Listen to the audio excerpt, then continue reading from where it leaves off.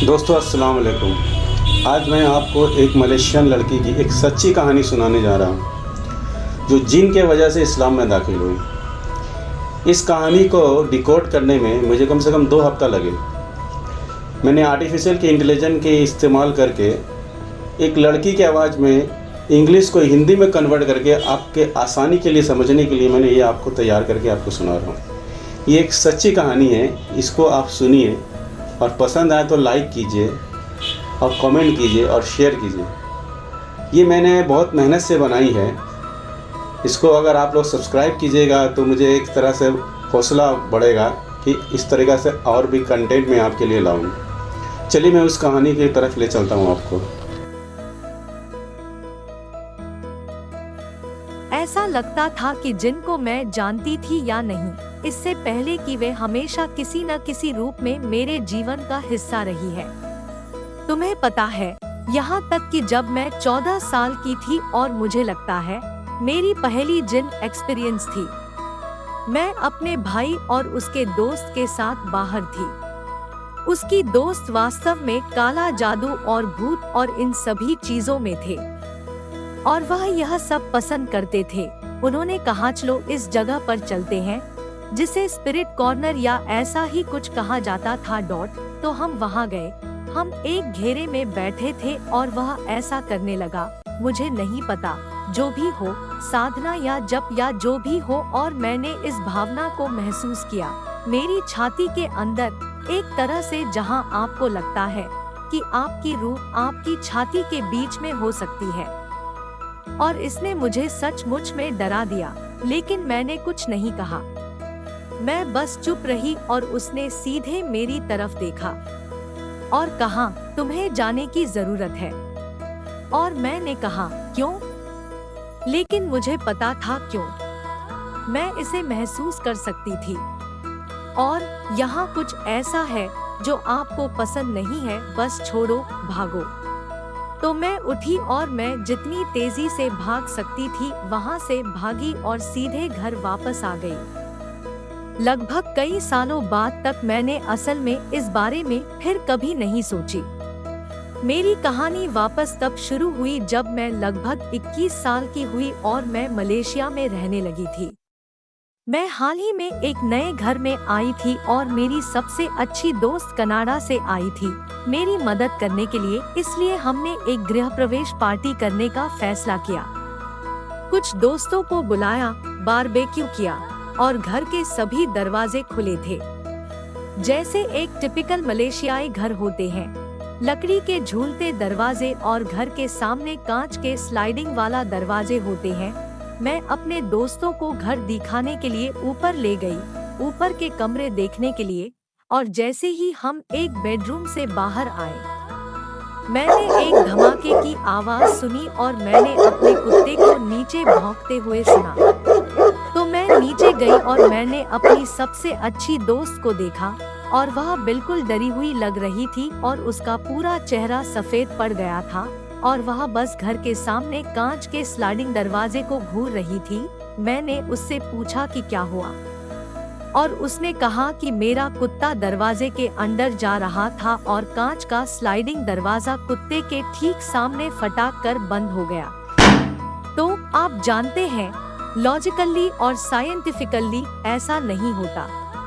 अगर हवा या ऐसा कुछ होता तो लकड़ी का पल्ला वाला दरवाजा बंद हो सकता है, लेकिन कांच के स्लाइडिंग दरवाजा ऐसे बंद नहीं होते। तो हम सब एक तरह से डर गए और हम सब घर को बंद करके बाहर चले गए और भूल गए कि ऐसा कभी कुछ हुआ था। मेरी सबसे अच्छी दोस्त वापस चली गई। मैं उस घर में अकेली रह रही थी और अगले कुछ महीनों में, फरवरी और मार्च के दरमियान, उस घर में अजीब अजीब से चीजें होने लगी थी। लेकिन मैं उनके लिए बहाने बनाती रही। जैसे मैं जब घर वापस आती चीजें यहाँ से वहाँ मिलती, मैं सोचती शायद मैंने रख दिए होंगे और भूल गई होगी, या मुझे अपने कमरे में कुछ गिरने की आवाज सुनाई देती और मैं चारों ओर देखती और कुछ भी ना गिरा होता, ना ही कुछ हिला होता। तो मैं सोचती शायद पड़ोस से आवाज आ रही होगी और मैं इसे अनदेखा कर देती। और फिर एक रात जो हुआ उसे मैं नजरअंदाज नहीं कर सकी। मैं घर आई, काफी देर हो चुकी थी, जैसे रात के 11 या 12 बज रहे थे। मैं अपने बेडरूम में गई। मैंने अपने कुत्ते को उसके बेडरूम में बंद किया और मैं सोने के लिए तैयार होने लगी। मैंने अपने दरवाजे के दरार से बाहर देखा कि दालान की बत्ती अभी भी बाहर जल रही है। तो मैं उसे बंद करने के लिए बाहर चली गई और जब मैं बाहर गई तो मुझे उस फीलिंग का एहसास हुआ जिसके बारे में मैंने शुरुआत में आपको बताई थी, जब यह मेरे साथ हुई थी जब मैं 14 साल की थी। ठीक वैसी ही महसूस। जिस पल मैंने इसे महसूस किया, मुझे वह वक्त याद आ गया। मैं कुछ नहीं देख सकी, मैं असल में कुछ भी नहीं सुन सकी, शायद हल्का शोर जैसा कुछ जो एक पंखे की तरह थोड़ा सा लगता है लेकिन बहुत धीमी। और मैंने इस फीलिंग को महसूस किया, लेकिन मैं महसूस कर सकती थी कि यह फीलिंग कहाँ से आ रही थी, जैसे एनर्जी यह कहाँ से आ रही थी। और मैं सचमुच बहुत डर गई, इसलिए मैंने अपना दरवाजा बंद कर लिया। और जैसे ही मैं अपने बिस्तर पर जाने के लिए मुड़ी, मेरे पीछे दरवाजे पर कुछ जोर से टकराया। पूरा दरवाजा हिल गया और मैं हदश गई, जैसे मेरा दिल जमीन पर गिर गया। मुझे नहीं पता था कि क्या करना है, क्योंकि मैं इसे नहीं देख सकती थी, न ही मैं इसका मुकाबला कर सकती थी। मैं कुछ भी नहीं कर सकती थी। मैं नास्तिक थी, बड़ा पक्का नास्तिक थी, जो मेरे दोस्तों को सुनाया करती थी। जैसे वे पागल हो कि मानते हैं कि आसमान में कोई है जिसने सब कुछ बनाया है। और आप जानते हैं, मैं ऐसी कई सिचुएशन में रही हूँ जहाँ जिंदगी या मौत का सिचुएशन था, या आप किसी चीज से डरे हुए हैं। लेकिन मैंने कभी भी ऐसी किसी भी सिचुएशन में गॉड या किसी भी तरह के खुदा को बुलाने के बारे में नहीं सोची, क्योंकि मुझे विश्वास नहीं था कि यह मदद करेंगे। लेकिन उस पल में एक शब्द को छोड़कर मेरी दिमाग पूरी तरह सून थी, और वह शब्द था अल्लाह। तो मेरी नॉर्मल रिएक्शन की तरह मैंने अल्लाह से कहा, मैंने अल्लाह से मेरी मदद करने के लिए कहा, और मैं बिस्तर पर गई और मैंने अपने ध्यान भटकाने के लिए लैपटॉप पर कुछ रखा और मैं इतनी जल्दी सो गई, जो मेरे लिए अजीब बात थी। और मुझे याद है कि उस रात बारिश हुई थी, इतनी बारिश हुई थी मानो मेरे चारों ओर सब कुछ पाक कर दिया हो।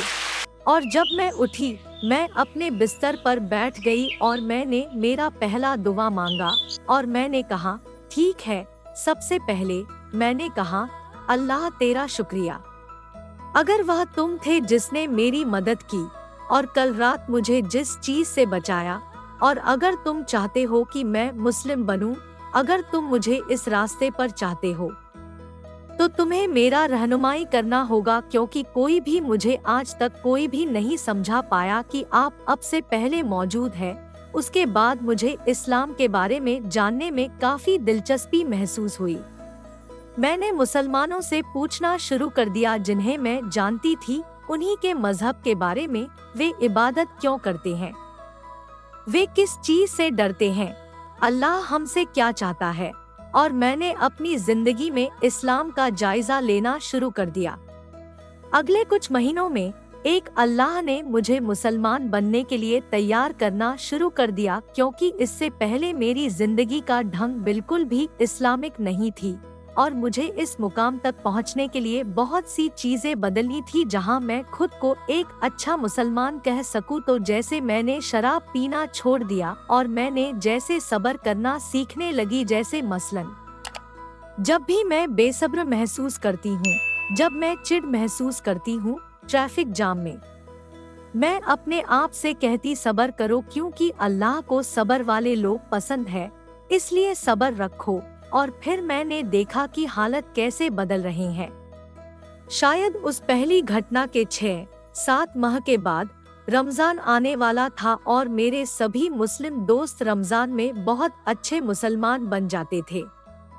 तो मैंने फैसला किया, यह ही देखने का वक्त है कि मैं मुस्लिम हो सकती हूँ या नहीं, क्योंकि मेरी आदत रही है, मैं चीजों को आधा अधूरा नहीं करती। अगर करती हूँ तो पूरा करती हूँ वरना बिल्कुल नहीं करती। और मैं रमजान वाला मुसलमान नहीं बनना चाहती थी। मैं साल के 1 महीने के दौरान केवल इस्लाम की प्रैक्टिस नहीं करना चाहती थी। तो अगर मैं इसे करने वाली थी तो मैं इसे पूरे साल करने वाली थी। तो मुझे यह जानने की जरूरत थी, क्या मैं यह कर सकती हूँ? क्या मैं एक मुसलमान के सभी फर्ज को पूरा कर सकती हूँ?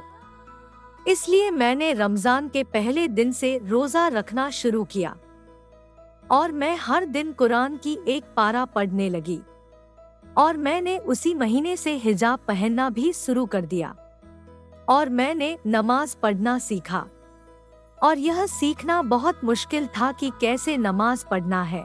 मैं अपने सामने कागज रख थी और मैं पूरी तरह से अपने दम पर थी। इसलिए उस महीने में अल्लाह के अलावा मेरी रहनुमाई करने के लिए मेरे पास असल में कोई नहीं था, जो मुझे काफी सूट कर रहा था, क्योंकि शुरू से ही पूरा सफर सिर्फ मैं और मेरे अल्लाह के करम से कर रही थी।